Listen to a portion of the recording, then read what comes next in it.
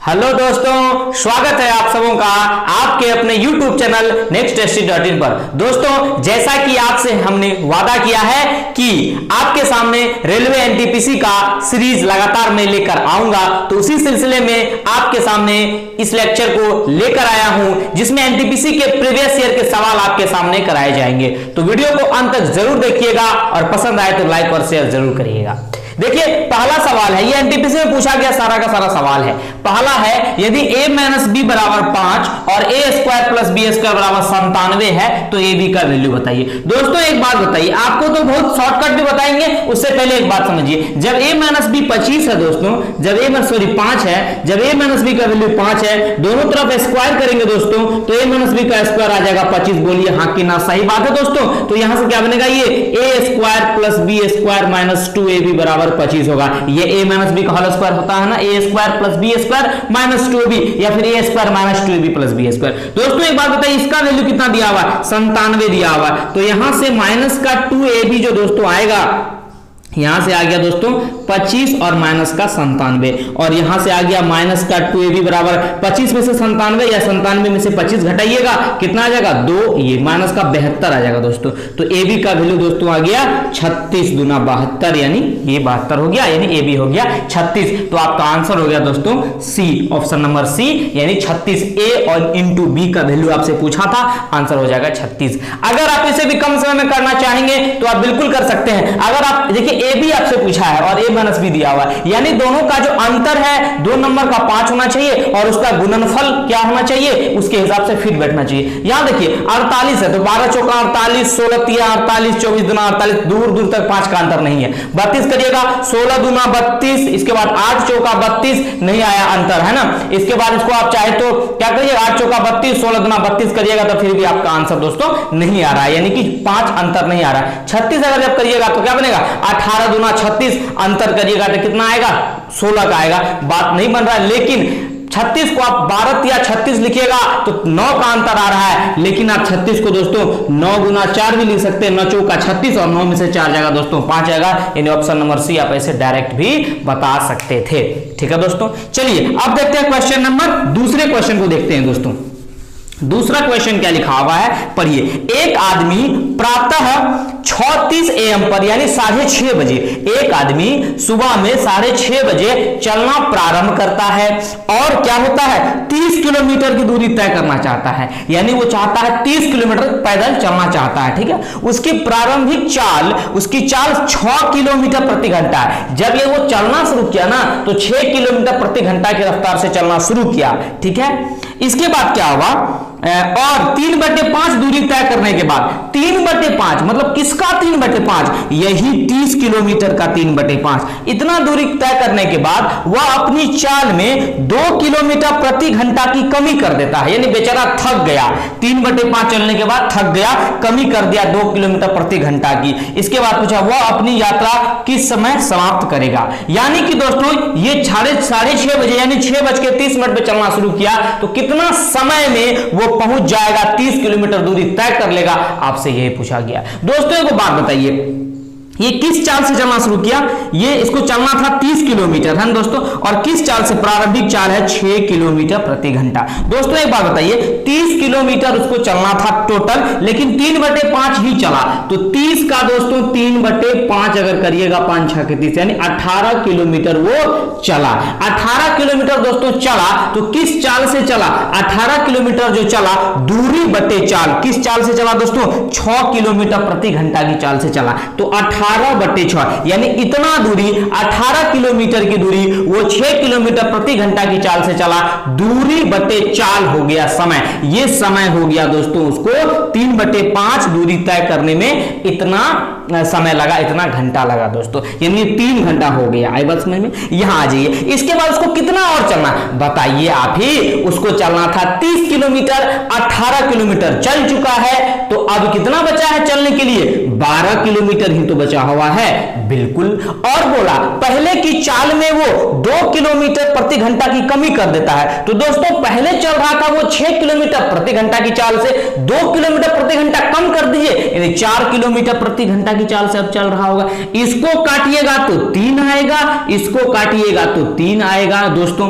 इसको 6 18 4 12 यानी 3 3 6 यानी 6 घंटा दोस्तों उसको लगा 30 किलोमीटर दूरी तय करने में। तो 6 घंटा वाला तो ऑप्शन नहीं, समय आपसे पूछा दोस्तों 6:30 बजे चलना सुबह में शुरू किया, 6 घंटा बाद कितना बचेगा 6 6 12 यानी 12:30 एम नहीं पीएम, दोपहर हो चुका होगा यानी 12:30 दिन में जब बचता है तो दोस्तों पीएम होता है यानी 12:30 पीएम हो गया दोस्तों।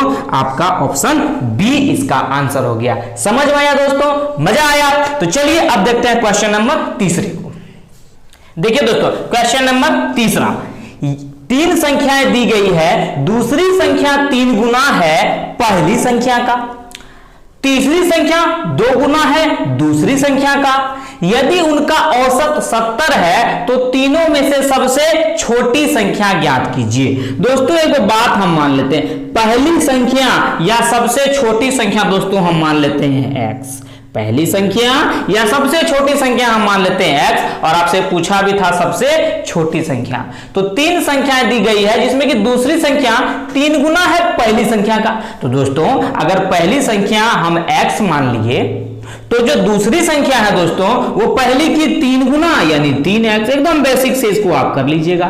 इसके बाद तीसरी संख्या जो है वो 2 गुना है दूसरी संख्या का, तो दूसरी संख्या है 3x, तो तीसरी संख्या जो है दूसरी संख्या का 2 गुना है, 3x का 2 गुना दोस्तों 6x हो गया। और इसका औसत क्या, 3 गो संख्या का औसत क्या होगा, तीनों संख्या का जो होगा योग अब बटे 3, चूंकि 3 गो संख्या है। कितना दिया है औसत दोस्तों, औसत दिया हुआ है आपको 70 दिया हुआ दोस्तों, औसत 70 दिया हुआ है। तो बताइए इसको जोड़िए तो 3 6 3 9x 1 10x, 10x बराबर दोस्तों हो गया कितना 210, 0 से 0 गया यानी x आ गया दोस्तों 21। यानी सबसे छोटी संख्या आप x ही माने थे और सबसे छोटी संख्या या पहली संख्या इसका 21 हो जाएगा। इसका ऑप्शन दोस्तों मिसिंग हो गया, इसका ऑप्शन आप देख लीजिएगा जब सेट रूट लगाइएगा तो इसका आंसर दोस्तों हो जाएगा 21 हो जाएगा दोस्तों। अगर आपको दूसरी संख्या जानना है तो 21 तिया 63 हो जाएगा, और अगर आपको तीसरी संख्या जानना है तो 21 6 के 126, 6 कम 6 6 दूना 12 आ गया दोस्तों। तो सबसे छोटी संख्या दोस्तों इसका क्या हो जाएगा 21 हमारा आंसर हो जाएगा दोस्तों। ठीक है, आ जाइए आप यहां से चौथा क्वेश्चन देखिए कि 15 किलो मूंगफली और 4 किलो काजू का मूल्य 7000 रुपया है।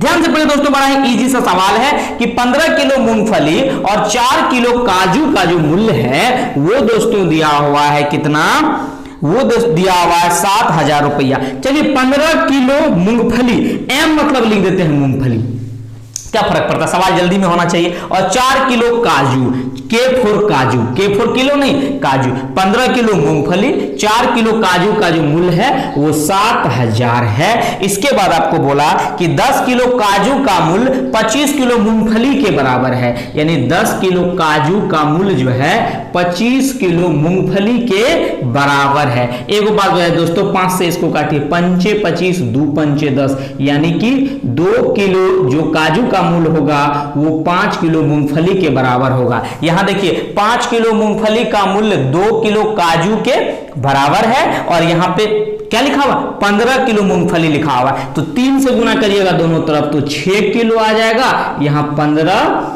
किलो मूंगफली आ जाएगा। तो 15 किलो मूंगफली का वजन 6 किलो, मतलब 15 किलो मूंगफली का जो कीमत है वो 6 किलो काजू के बराबर है, तो यहां रख दीजिएगा आप 6 किलो, तो 6 किलो आप प्लस 4 किलो मिलके हो जाएगा 10 किलो काजू का मूल्य हो गया दोस्तों 7000, तो 1 किलो काजू का मूल्य हो जाएगा 700। लेकिन आपसे दोस्तों काजू का मूल्य नहीं पूछा है, आपसे मूंगफली का प्रति किलो पूछा है। तो 1 किलो काजू का मूल्य अगर 700 रुपया है दोस्तों, तो एक बात बताइए, जब 1 किलो काजू का मूल्य 700 रुपया आ गया तो यहां से आप 1 किलो मूंगफली का मूल्य नहीं निकाल लीजिएगा, 2/5 अगुना 1 किलो काजू का मूल्य, के का मतलब 1 किलो काजू का मूल्य कितना हो गया 700 हो गया दोस्तों।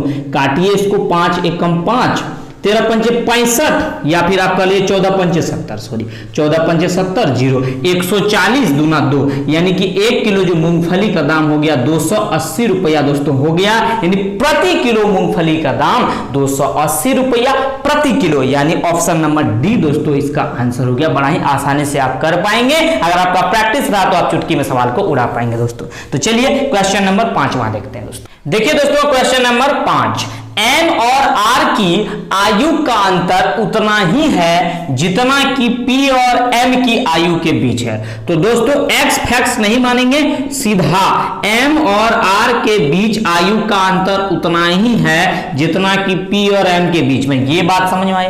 आयु का अंतर दोस्तों, तो अंतर का मतलब माइनस हो गया, घटा हो गया। देखिए यहां कंफ्यूज मत करिएगा कि एम और आर की आयु का अंतर है तो हमको कैसे पता चला कि एम बड़ा है कि आर बड़ा। आप कुछ भी करिएगा, आर माइनस एम भी करिएगा तो आंसर तक आप पहुंचिएगा। ठीक है दोस्तों, तो अंतर का मतलब हुआ अगर एक का 20 साल है दूसरे का 18 साल है तब भी 2 का अंतर हुआ, एक का 22 है दूसरे का 20 है तब भी 2 साल का अंतर हुआ, तो ये आप मान सकते हैं। इसके बाद दोस्तों क्या दिया हुआ है कि m बड़ा है p से लेकिन r से छोटा है। ये डाटा हमको अभी काम का नहीं है। यदि r और p की आयु का योग 66 है, r और p की आयु का योग दोस्तों 66 है, इसको याद रखिएगा। यहां आ जाइए फटाफट, अगर आप यहां आइएगा m को इस साइड खींचिए तो m माइनस का यहां प्लस का m है, इस बगल आएगा तो ये हो जाएगा प्लस का m, तो 2m बराबर दोस्तों p प्लस r हो जाएगा। देखिए माइनस आ जाएगा तो प्लस आ जाएगा, और p प्लस r दोस्तों 66 है तो m आ गया दोस्तों कितना, 33 आ गया। ठीक है ना, आपसे पूछा था m कितना बड़ा है तो 33 साल का होगा। देख कितना बड़ा है तो आप कभी कंफ्यूज मत करिएगा किससे बड़ा है। बड़ा का मतलब कितना साल, हम लोग पूछते हैं ना कभी किसी कि आपका बेटा कितना बड़ा है, कितना बड़ा है का मतलब कितना साल का है, तो m का जो उम्र है दोस्तों वो 33 साल है। बड़े ही कम समय में आप इसको कर पाए। अब आ जाइए थोड़ा सा टांग और सिर पे थोड़ा सा बात कर ले, इसको मिटा दे दोस्तों। थोड़ा सा हाथ पैर की बात कर लेते हैं थोड़ा सा दोस्तों, मुंडे और सर की, मुंडी सर और पैर की बात कर लेते हैं। देखिए क्या लिखा हुआ है दोस्तों, देखिए एक फॉर्म में कुछ बकरियां और कुछ मोर है, और यदि सिरों की संख्या 60 और पैरों की संख्या 170 है तो बकरियों की संख्या बताइए। दोस्तों एगो बात बताइए, एगो बेसिक बात तो सबको पता है, नहीं पता तो आज जाके बढ़िया से देख लीजिएगा एक बार। बकरी को कै गो टांग, 4 गो टांग, और मोर को कै गो टांग, 6 गो टांग, नहीं मोर को 2 गो टांग। फिर से बोलिए, बकरी को 4 गो टांग और मोर को 2 गो टांग। तो मुंडी क्या, बकरी को भी 1 गो मुंडी, मोर को भी 1 गो मुंडी, तो मान लेते हैं x गो बकरी और y गो मोर, x गो बकरी y गो मोर। तो यानी दोनों का जो मुंडी का संख्या होगा वही होगा जो कि बकरी और मोर का संख्या का योग होगा। तो कितना है दोस्तों, बोला सिरों की संख्या 60 है, तो दोस्तों x गो बकरी तो x गो सिर, y गो मोर तो y गो सिर। इसमें कोई बात ऐसा नहीं है जो आपको समझ में नहीं आया हो। आ जाइए फिर बोला पैरों की संख्या 170 है दोस्तों। पैरों की संख्या, पैरों में है ना, क्या है पैरों की संख्या दोस्तों, पैरों की संख्या है 170। तो पैरों की संख्या दोस्तों, बकरी है x, तो 1 गो बकरी के पास 4 गो टांग, 2 गो बकरी के पास 8 गो टांग, तो x गो बकरी के पास 4x गो टांग, और 1 गो मोर के पास 2 गो टांग, और 2 गो मोर के पास 4 गो टांग, तो y गो मोर के पास 2y गो टांग दोस्तों, है ना, यानी पैर। तो पैरों की संख्या 170, ये हो गया 170। बोलिए मोटी मोटी बात समझ में आ रही। तो यहाँ पे थोड़ा सा उलुल झुलुल, यहाँ 2y आ गया, यहाँ 4y आ गया। आप अगर चाहे तो 2 कॉमन लेके उड़ाइए फटाफट, यहाँ बन जाएगा 2x, यहाँ बन जाएगा 22, और बराबर में कितना हो जाएगा दोस्तों, 2 8 16, 2 5 10। इसको मिटा दीजिए, समझ में आया, 2 कॉमन लेके उड़ा दिए। अब इसको घटा दीजिए दोस्तों। जब घटाइएगा y में से y तो कैंसिल आउट हो जाएगा, x में से x कट जाएगा दोस्तों, तो माइनस का x बराबर 60 में से 85 जाएगा दोस्तों, तो कितना आ जाएगा, माइनस का 25 आ जाएगा। माइनस माइनस गया खाने के लिए, x बराबर आ गया दोस्तों 25, और x आप क्या माने थे, बकरी। क्या माने थे, बकरी। तो बकरी आ गया दोस्तों 25, यानी आपसे पूछा था बकरियों की संख्या, यानी ऑप्शन नंबर डी दोस्तों आपका आंसर हो गया। अगर आपसे मोरों की संख्या पूछता तो वो कितना आता दोस्तों, 60 में से 25 घटा दीजिए, यानी कि कितना दोस्तों, इसका आंसर हो जाता 35 दोस्तों। ठीक है, मजा आया। चलिए अब देखते हैं क्वेश्चन नंबर 7वां। देखिए दोस्तों 7वां क्वेश्चन, एक रेलगाड़ी पहले 40 किलोमीटर की दूरी 80 किलोमीटर प्रति घंटा की चाल से और बाकी 30 किलोमीटर की दूरी 60 किलोमीटर प्रति घंटा की चाल से तय करती है, तो इसकी औसत चाल बताइए। दोस्तों औसत चाल क्या होता है, औसत चाल होता है कुल दूरी बटे कुल समय, यानी पूरे यात्रा में कितना दूरी तय हुआ है और कितना समय लगा है वो दूरी तय करने में। दोस्तों कुल दूरी कितना, देखिए पहले 40 किलोमीटर की दूरी तय किया, किया और फिर 30 किलोमीटर की दूरी तय किया, यानी कुल दूरी हो गया 40 किलोमीटर और 30 किलोमीटर। औसत चाल का दोस्तों फार्मूला, यानी औसत चाल ही क्या होता है कि कुल दूरी बाय कुल समय। तो औसत चाल जो होगा कुल दूरी यानी 40 किलोमीटर पहले चला फिर 30 किलोमीटर चला, ठीक है दोस्तों।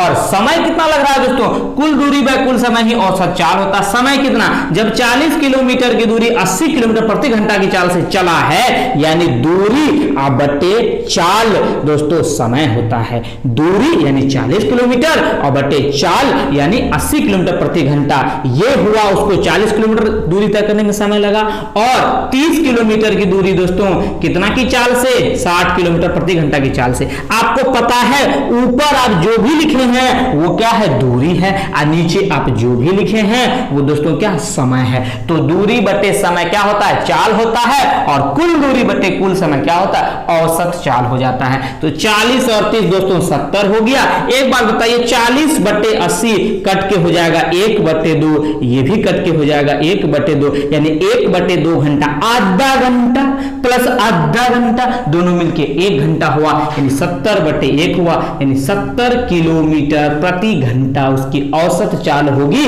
यानी ऑप्शन नंबर डी इसका आंसर हो गया दोस्तों। मजा आ गया।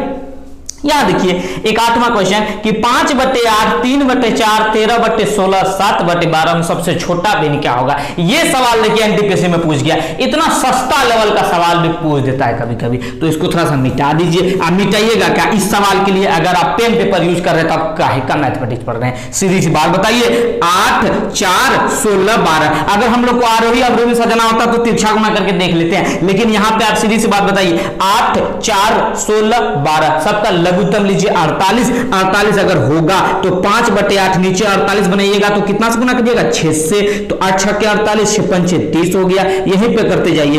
इसको अगर बनाइएगा आप नीचे 48 तो 12 चौके 48, 12 तिया 36, ठीक है दोस्तों। इसको बनाइएगा 48, 16 तिया 48, 13 तिया 39, इसको बनाइएगा 48, 12 चौके 48 तो 7 चौके 28। समझ में आ रहा ना, सबके नीचे में सेम चीज बना दिया 48। जब नीचे में सेम चीज हो जाएगा तो ऊपर यानी अंश में जो बड़ा वो बड़ा, जो छोटा वो छोटा। तो सबसे छोटा हमको तो 28 से दिखाई दे रहा है, और 28 किसके बदले आया था, 7/12 के बदले आया था, यानी ऑप्शन नंबर डी दोस्तों आपका आंसर हो गया। चलिए अब 2 और क्वेश्चन करते हैं, क्वेश्चन नंबर 9 और 10 दोस्तों। देखिए दोस्तों 9वां क्वेश्चन को, यदि 5% चक्रवृद्धि ब्याज की वार्षिक दर से 2 वर्ष के बाद 441 रुपये प्राप्त होते हैं तो मूलधन ज्ञात करिए। यानी 441 आपका मिश्र धन है दोस्तों। तो बताइए, ऐसा सवाल तो आप बहुतों बार किए हैं, आप हमारे ही चैनल पे बहुत सारा वीडियो पड़ा हुआ है जिसमें कि जब हम लोग एनटीपीसी के जो सीरीज किए थे उसमें ऐसा सवाल है चक्रवृद्धि ब्याज वाला। क्या करते हैं हम लोग, मान लेते हैं यहाँ पे तो मूलधन आपका दिया नहीं, अगर नहीं दिया तो मूलधन मान लिए 100, और 2 साल है चुकी तो 2 को ऐसे ब्रांच बना दीजिए। और दर कितना है दोस्तों, 5% का दर है, तो 5% का मतलब 5/100 यानी 1/20 आ गया। अब 100 को जब आप 1/20 से गुना करिएगा तो बनेगा कितना दोस्तों, 5 बनेगा, और यहां भी गुना करिएगा तो 5 बनेगा। फिर से सुनिए, अगर आप 1/20 को यहां गुना करिएगा तो 5 आएगा, फिर इस बगल गुना करिएगा तो 5 आएगा, है ना दोस्तों, 20 5 100। फिर आप इसको गुना करिए 1/20 से, तो 5 गुना 1/20 जब आप करिएगा तो कितना हो जाएगा दोस्तों, 0.20 दूना 40, 10 पर 0 100 और 20 पंचे 100। तो दोस्तों ये हो गया कितना, 5 5 10, 10 रुपया 25 पैसा, और ये 100 में जुड़ेगा तो हो जाएगा 110 रुपया 25 पैसा मिश्र धन आपके अनुसार आ रहा है। सवाल में यही है किसके बराबर दोस्तों, 441 के बराबर। तो आपको 1 के बराबर निकालना है, क्या होगा, 441 बट्टे 110 रुपया 25 पैसा गुना 1 के लिए इतना। तो आपका मिश्र धन था दोस्तों 100। आराम आराम से हवा में उड़ाइए सवाल को दोस्तों, यहां से उड़ाइएगा पॉइंट तो 00 यहां चल जाएगा। 441 को जरा सा करके देखिए, ये कटने खुटने वाला है क्या। हम यहां एक बात करते हैं, थोड़ा सा दिमाग लगाते हैं। अगर हम इसको ऐसे ही हम थोड़ा सा हिट एंड ट्रायल मार देते हैं, इसको 25 से गुना करिए तो देखिए, तो 25 एकम 25 का 5, 2 अपने पास रखिए, 25 चौका 100, 2 102 का 2, 10 बचा, 25 चौके 100 और 10 110, यानी दोस्तों एक 441 एकम 441 और 441 गुना 25 दोस्तों हो जाएगा 11,025। पूरा पूरा कट गया और 25 से ये कट जाएगा, 25 चौका 100 पे 00, यानी जो आपका मूलधन है दोस्तों वो हो जाएगा 400, यानी ऑप्शन नंबर ए आपका करेक्ट हो जाएगा। मजा आ गया दोस्तों। अगर आपका प्रैक्टिस रहेगा तो और भी कम समय में आप कर पाएंगे दोस्तों। एक और लास्ट सवाल देख लीजिए। ऐसा सवाल तो बहुत सारा टाइम एंड वर्क में आप किए होंगे दोस्तों। देखिए क्या लिखा हुआ है।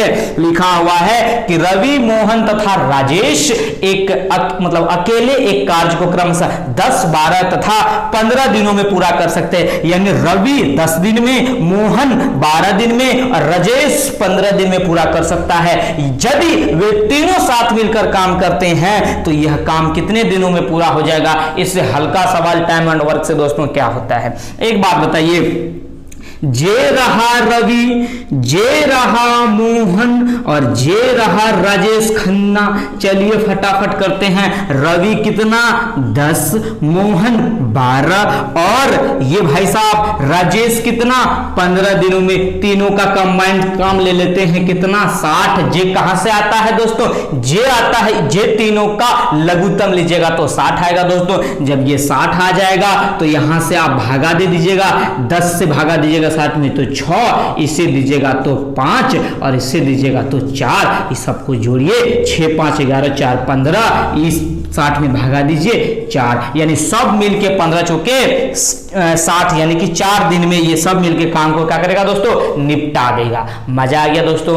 आप हमारे साथ बस बने रहिए और लगातार चैनल पे वीडियोस को देखते रहिए, क्योंकि हम आपकी तैयारी जरूर एनटीपीसी की लेवल और उससे भी ज्यादा लेवल की तैयारी करवाएंगे। आपकी एनटीपीसी जरूर क्लियर होगी दोस्तों। बस वीडियो को देखते रहिए। आपके सामने लगातार जब तक एनटीपीसी का पेपर नहीं हो जाता है, सारा का सारा लोगों का जो पेपर क्लियर नहीं हो जाता है, तब तक आपके सामने लगातार आता रहेगा ये एनटीपीसी का जो वीडियो है। पुराने साल के सारे क्वेश्चन हम आपके सामने लेकर आते रहेंगे। बस वीडियो को देखते रहिएगा। जितने भी सवाल 10, 15 सवाल और 25 सवाल जो भी सवाल होगा वीडियो में हम लोग धीरे धीरे कवर करेंगे। इससे आपका प्रैक्टिस दोस्तों बहुत ही बढ़िया हो जाएगा और आपकी तैयारी बहुत अच्छी हो जाएगी। आपका एनटीपीसी जरूर क्लियर होगा। तो इसी तरह अपना प्यार हमारे साथ बनाए रहिए और वीडियो को ज्यादा से ज्यादा लाइक करिए, शेयर करिए और चैनल को अब तक सब्सक्राइब नहीं किए हैं तो जरूर सब्सक्राइब करिए। थैंक यू, धन्यवाद।